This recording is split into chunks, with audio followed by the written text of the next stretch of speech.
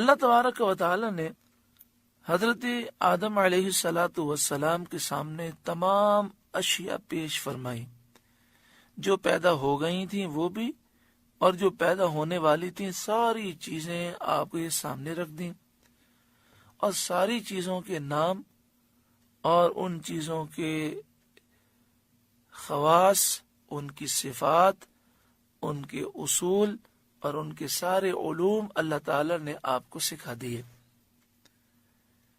پھر اللہ تبارک و تعالی نے یہ ساری چیزیں فرشتوں کے سامنے رکھیں اور ان سے فرمایا اگر تم سچے ہو تو ان کے نام بتا دو۔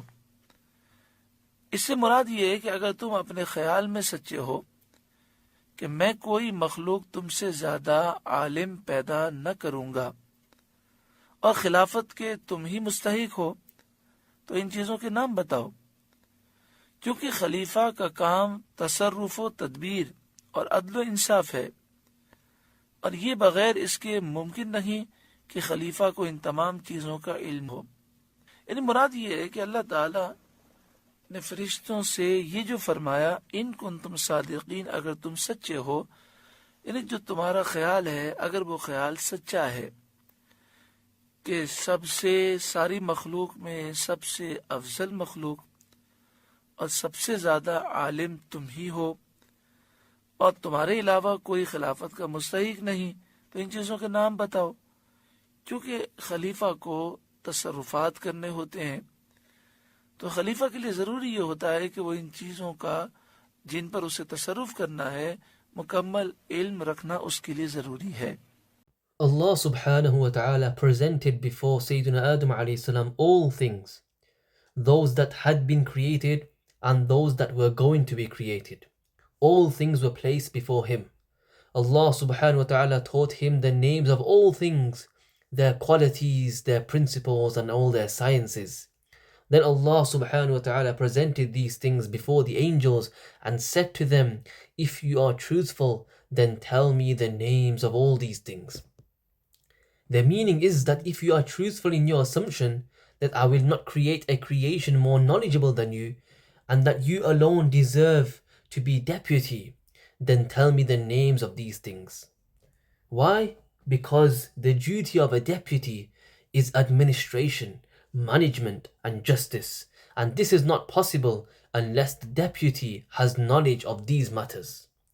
Because a deputy must carry out authority and administration, therefore it is necessary that he possesses complete knowledge of the matters over which he exercises authority.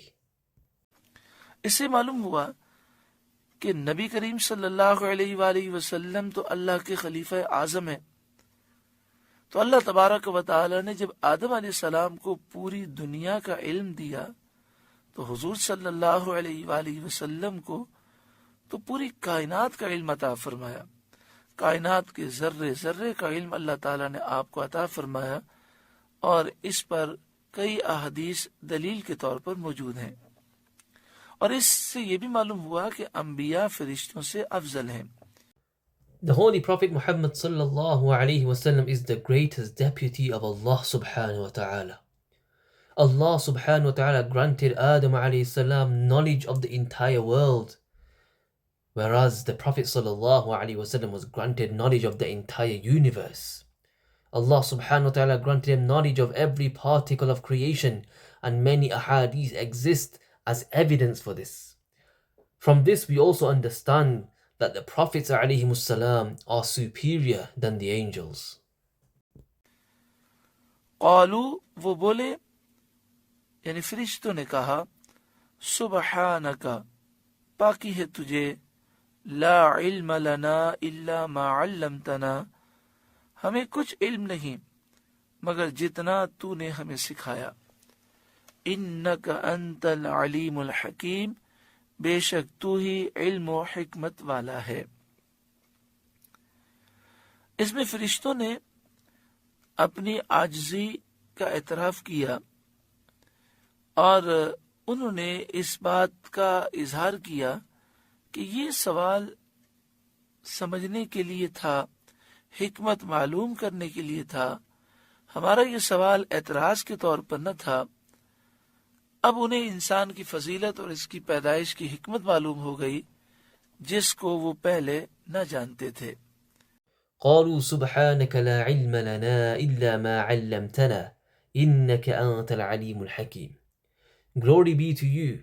We have no knowledge except what you have taught us.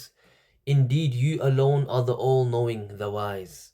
In this, the angels admitted their humility and acknowledged that their question was to understand the wisdom and not to object. Now they understood the virtue of human beings and the wisdom behind their creation, which they did not know before. اس آیت کریمہ میں یہ بیان کیا گیا کہ فرشتوں نے کہا سبحانک لا علم لنا الا ما علمتنا، اے مالک جو تو نے ہمیں سکھایا وہی ہمارے پاس علم ہے. بندے کو چاہیے کہ اپنی صلاحیتوں پر کبھی ناز نہ کرے.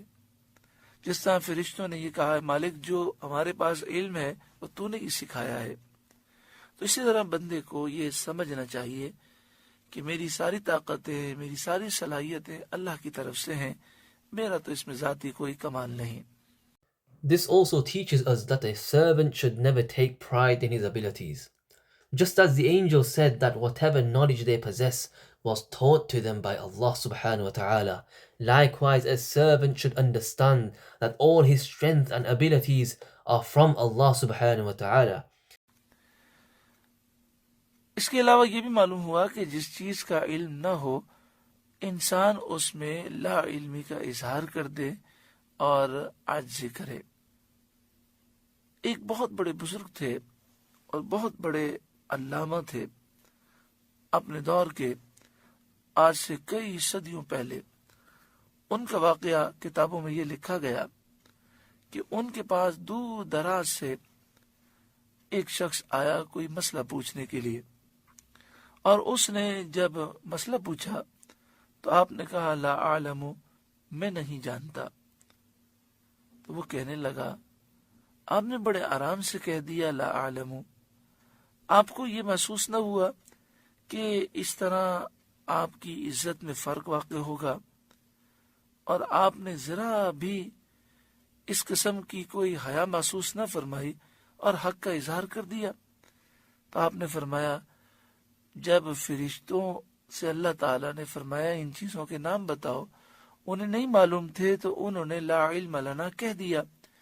تو جس کلام کو فرشتوں نے کہا وہ میں کہوں تو اس میں میں شرم و حیا کیوں محسوس کروں. اس سے ہمیں یہ سیکھنے کو ملا کہ جب بھی ایسا کوئی معاملہ ہو تو ہم اس میں انانیت کا مسئلہ نہ بنائیں. اگر کوئی چیز معلوم نہ ہو تو بالکل واضح کہہ دیں کہ اس چیز کا مجھے علم نہیں. We also understand from this that when a person does not know something, he should express his lack of knowledge and show humility. It is written in books that many centuries ago there was a great scholar. A man traveled from far away to ask him a question. When the question was asked, the scholar replied, I do not know. The man said, You said I do not know very easily. Did you not feel that your honor might decrease by saying this? The scholar replied that when Allah subhanahu wa ta'ala asked the angels to mention the names of all things and they did not know them, they openly said that they had no knowledge.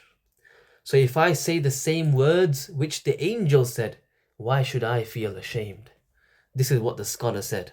From this we learn that whenever such a matter occurs, we should not make it an issue of pride. If we do not know something, we should clearly say that we do not know it.